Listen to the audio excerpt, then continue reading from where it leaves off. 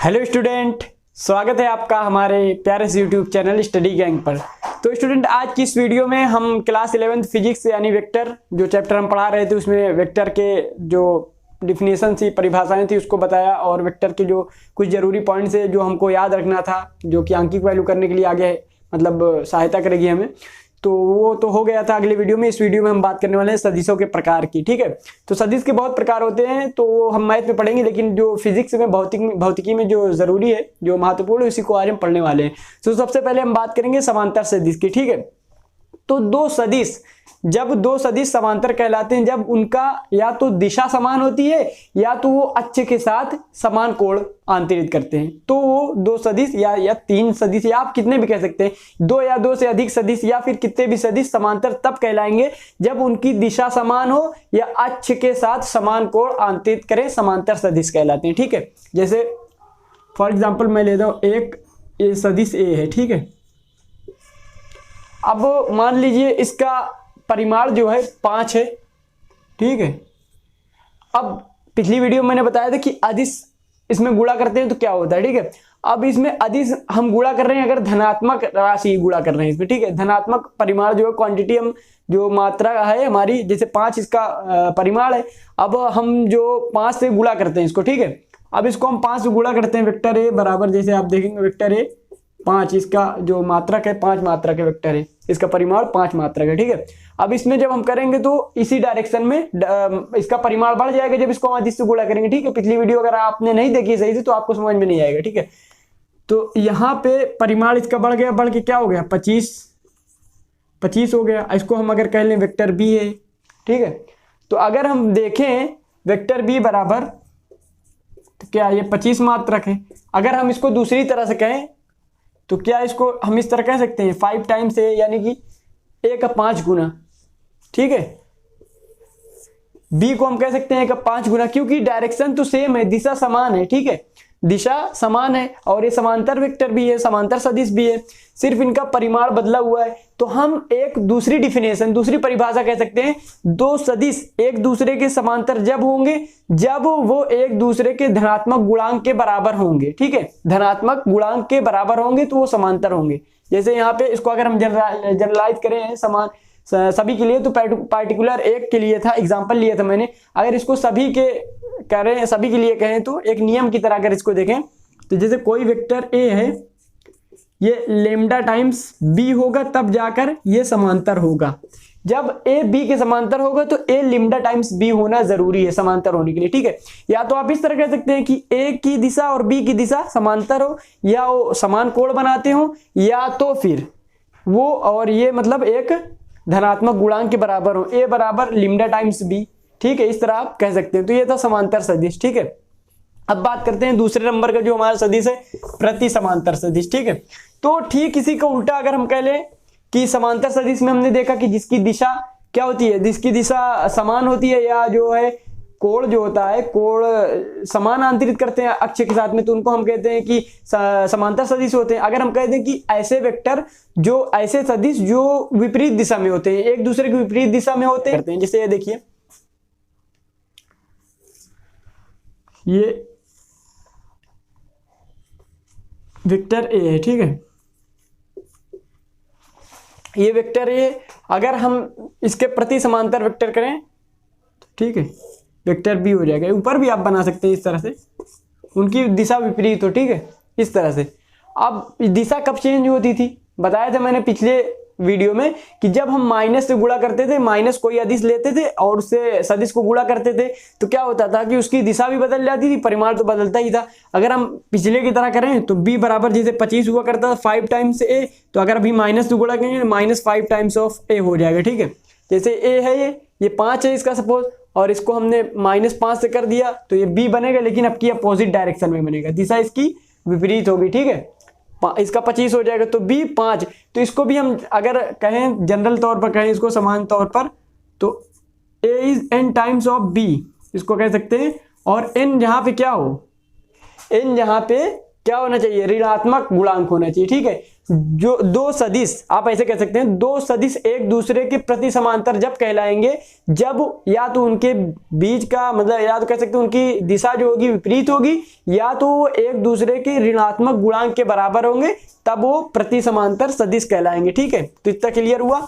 और आगे देखते हैं हम समान सदिश। ठीक है, समान सदिश कब होगा, तो समान सदिश की बात करेंगे। समान सदिश जब होगा कि दो सदिश समान जब होंगे यदि उनकी दिशा भी बराबर हो, उनका परिमाण भी बराबर हो। ठीक है, जैसे एक सदिश लेते हैं, ये ए है और एक बी भी ले लेते हैं।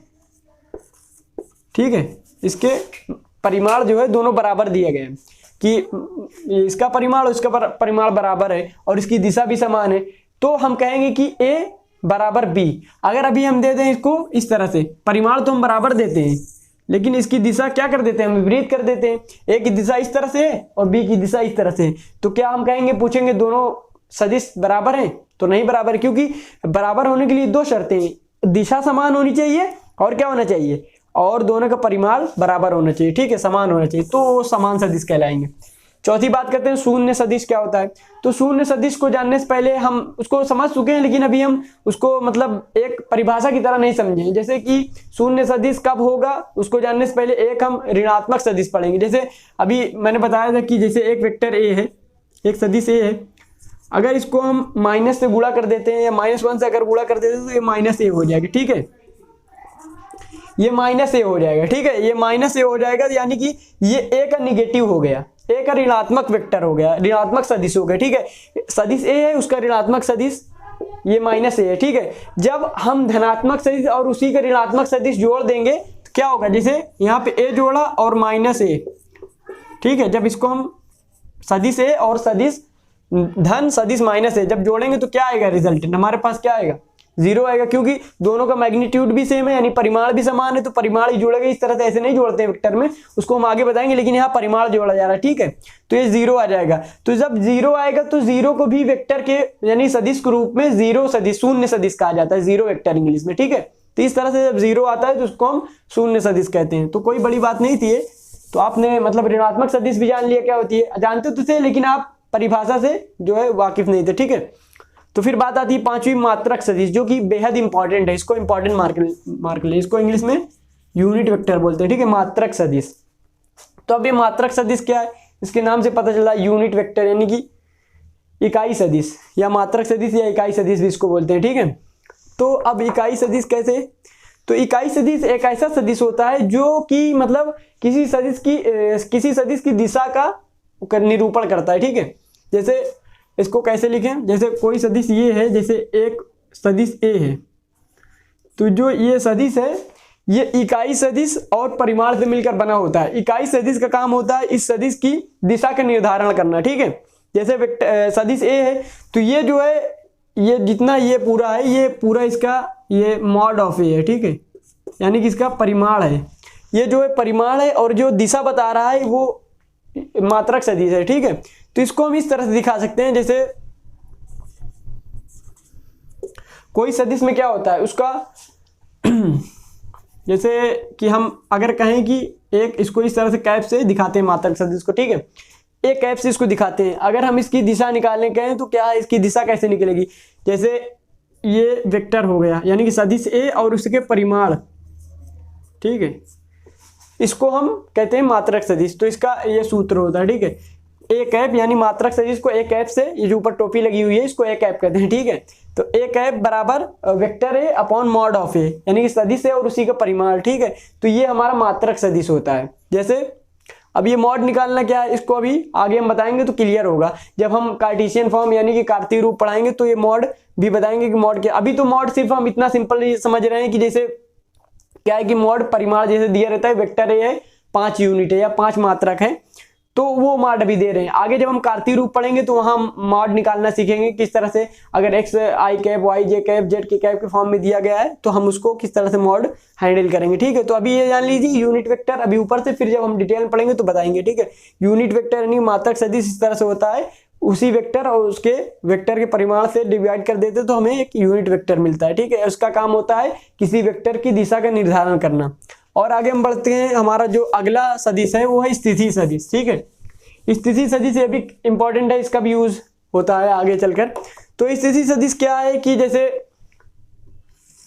एक अक्ष बना लेते हैं, ये एक्स अक्ष है और ये वाई अक्ष है। ठीक है, तो अब कोई बिंदु यहाँ पे दे दिया गया, कोई पॉइंट, तो इसका जो है ओरिजिन यानी कि मूल बिंदु से जो हम जोड़ते हैं, जैसे कोई है यहाँ पे x1 y1 ऐसे। ठीक है, जब इसको मूल बिंदु से जोड़ते हैं तो एक सदिश प्राप्त होता है कि दिया गया बिंदु को मूल बिंदु से जब हम जोड़ते हैं तो एक सदिश प्राप्त होता है, जिसे स्थिति सदिश कहते हैं। क्यों स्थिति सदिश कहते हैं इसको? और भी कोई सदिश हम कह सकते थे। अरे भाई, स्थिति सदिश इसलिए कहते हैं, इसके नाम से पता चल रहा क्योंकि ये जो बिंदु x1 y1 है इसकी स्थिति को बता रहा है। कहाँ से? ओरिजिन से, यानी कि मूल बिंदु से बता रहा है कि ये किस स्थिति पर है। ठीक है, तो इसको स्थिति हम सदिश कहेंगे, स्थिति सदिश कहेंगे। तो स्थिति सदिश वो सदिश होता है जो दिए गए बिंदु की मूल बिंदु से दूरी को दर्शाता है। तो मूल बिंदु से उसकी स्थिति को दर्शाता है, सॉरी दूरी को नहीं, मूल बिंदु से उसकी स्थिति कहाँ पर इसको दर्शाता है, तो उसको हम क्या कहते हैं? स्थिति सदिश कहते हैं। फिर हम अगला सदिश जो अपना पढ़ते हैं विस्थापन सदिश है। तो विस्थापन सदिश इसी में हम देखेंगे कि विस्थापन सदिश क्या है। तो विस्थापन सदिश क्या होता है कि प्रारंभिक बिंदु से अंतिम बिंदु तक की जो विस्थापन होता है उसे ही विस्थापन सदिश कहते हैं। इस तरह आपको नहीं समझ में आएगा, मैं समझाता हूँ। ठीक है, जैसे कि एक पॉइंट है, यहाँ पे मैंने लिया था x1 y1, यहाँ पे बिंदु लिया था। ठीक है, अब x1 y1 बिंदु था। अब ये जो है किसी बल द्वारा ये इसकी स्थिति सदिश यहाँ तक ये थी। ठीक है, ये स्थिति सदिश थी, इसका वेक्टर r था। ठीक है, इसको मान लेते हैं r, तो इसको वेक्टर r मान लेते हैं। तो यहाँ से जो है या r1 इसको अभी कह लीजिए आप। ठीक है, r1 कह लीजिए। तो इसको किसी विशेष विधि द्वारा, ये आगे हम पढ़ेंगे किस तरह से इसको यहाँ से पुश किया गया, तो यहाँ पे आ गया, ऐसे चल के x2 y2 पे आ गया पॉइंट। ठीक है, पहले x1 y1 पे था, ये चल के यहाँ पे x2 y2 पे आ गया। इसको भी अगर हम इसकी स्थिति सदिश लिखें तो इसको r2 वेक्टर लिखेंगे। ठीक है, स्थिति सदिश ये r1 वेक्टर है और वेक्टर r2 है। तो अब हम देखेंगे x1 जो है x1 y1 x2 y2, तो प्रारंभिक बिंदु से अंतिम बिंदु के बीच की दूरी जो विस्थापन है उसी को हम विस्थापन सदिश कहते हैं। तो देखिए, जैसे ये था ऐसे इसकी दिशा थी और इसकी दिशा ऐसे थी। ठीक है, तो अब यहाँ से यहाँ तक के लिए तो इसकी दिशा, इधर से इधर चलते हैं तो दिशा ऐसी होती है ना। तो देखिए कुछ अभी ये इधर गए फिर इधर गए, तो इसको एक ट्राइंगल ला, इसके बाद का जो टॉपिक है हमारा उसमें हम पढ़ेंगे कि जो सदिशों को जोड़ने का त्रिभुज नियम है, तो उसमें उस तरह से लगता है। ये भी आप सीख लीजिए, जैसे इसको इस तरह से होता है, आगे आप जब पढ़ेंगे तो समझ में आएगा। तो r प्लस इसको अगर हम r कर दें तो r1 सदिश प्लस r बराबर r2 सदिश। ठीक है, तो r1 सदिश प्लस r बराबर r2 सदिश। तो अगर हम r निकालें, सिर्फ r, ये विस्थापन हम निकालें। ठीक है, इस तरह से आप समझिए कि r1 और ये जोड़कर ये मिला है। इस तरह देखिए, ये डायरेक्शन फिर ये डायरेक्शन, ये दोनों डायरेक्शन सेम है और ये डायरेक्शन अपोजिट है। इधर ऐसे देखिए, ऐसे है इधर के, ये r1 है और फिर ऐसे है ये r2 है। ठीक, ये r है सॉरी, और ये फिर ऐसे इसकी डायरेक्शन इधर है, ये r2 है r1। तो r1 plus r is equal to r2। अगर हम r निकालें तो ये क्या निकलेगा? r2 minus r1 vector. ठीक है, r वेक्टर बराबर r2 माइनस r1। तो यहाँ से यहाँ तक यानी कि प्रारंभिक बिंदु से अंतिम बिंदु तक के बीच के विस्थापन को हम क्या कहते हैं? विस्थापन सदिश कहते हैं। ठीक है, तो क्लियर होगा विस्थापन सदिश क्या होगा, आपको क्लियर हुआ होगा कि विस्थापन सदिश क्या है। ठीक है, प्रारंभिक बिंदु से अंतिम बिंदु को मिलाने पर जो विस्थापन होता है उसे हम क्या कहते हैं? विस्थापन सदिश कहते हैं, जो निकलता है। तो और फिर आता है लास्ट जो है हमारा, जो हम पढ़ेंगे, जो इंपॉर्टेंट है, समतलीय सदिश। मतलब कोई सदिश समतलीय कब कहलाते हैं? तो 3 या 3 से अधिक ऐसे सदिश जब वे एक तल में हो तो समतलीय सदिश कहलाते हैं। ठीक है, तो इसके बारे में हम आगे जब क्वेश्चन करेंगे, जब हम पढ़ लेंगे त्रिभुज जोड़ का, वेक्टर सदिश जोड़ का त्रिभुज नियम क्या है, मतलब triangle law of vector addition, parallelogram law यानी समांतर चतुर्भुज नियम, सदिशों के योग का समांतर चतुर्भुज नियम और बहुभुज नियम जब पढ़ लेंगे तो हम इसको समतलीय सदिश के बारे में आगे भी डिटेल से इन सब के बारे में हम अध्ययन करेंगे। लेकिन अभी समझ लीजिए, समतलीय सदिश होने के लिए 3 या 3 से अधिक होना चाहिए। जैसे अब मैं कहूँ कि अगर 2 में अगर हम ले लेते हैं कि ये एक तल में होना चाहिए। ठीक है, ऐसे, तो ये तो एक तल में हमेशा रहेंगे क्योंकि ये ऐसे है, ये ऐसे, तो एक तल में है ही। लेकिन अगर हम 3 ले लेते हैं, जैसे एक ऐसे ले लेते हैं, एक ऐसे ले लेते हैं, इसको सपोर्ट कीजिए, ये बाहर की तरफ ऐसे निकला हुआ ऐसे है, ऐसे निकला हुआ है, ठीक है।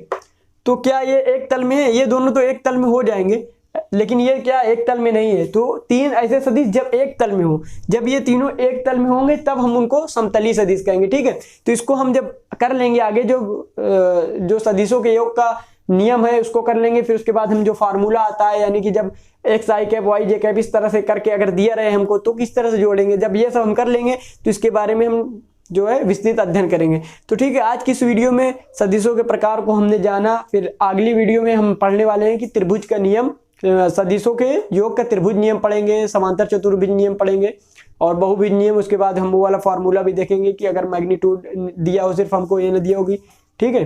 तो उस तरह से हम उसको भी करेंगे। तो आज की इस वीडियो में इतना ही, मिलते हैं।